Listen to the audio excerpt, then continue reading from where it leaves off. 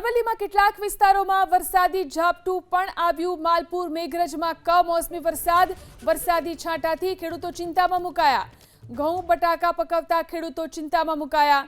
ખેડૂતોની ચિંતા વધી રહી છે। આ કમોસમી વરસાદને કારણે માલપુર મેઘરજ વિસ્તારમાં કમોસમી વરસાદ વરસ્યો છે।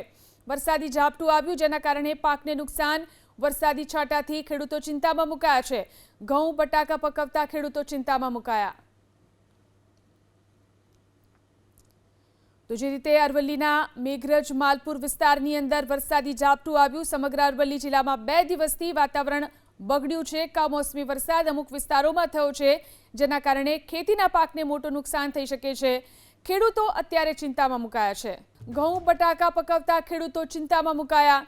ખેડૂતોની ચિંતા વધી રહી છે। આ કમોસમી વરસાદને કારણે માલપુર મેઘરજ વિસ્તારમાં કમોસમી વરસાદ વરસ્યો છે। વરસાદી ઝાપટું આવ્યું જેના કારણે પાકને નુકસાન। વરસાદી છાંટાથી ખેડૂતો ચિંતામાં મુકાયા છે। ઘઉં બટાકા પકવતા ખેડૂતો ચિંતામાં મુકાયા।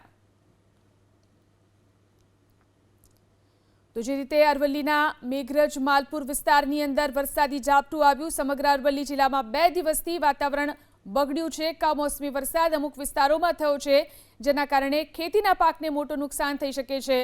ખેડૂતો અત્યારે ચિંતામાં મુકાયા છે।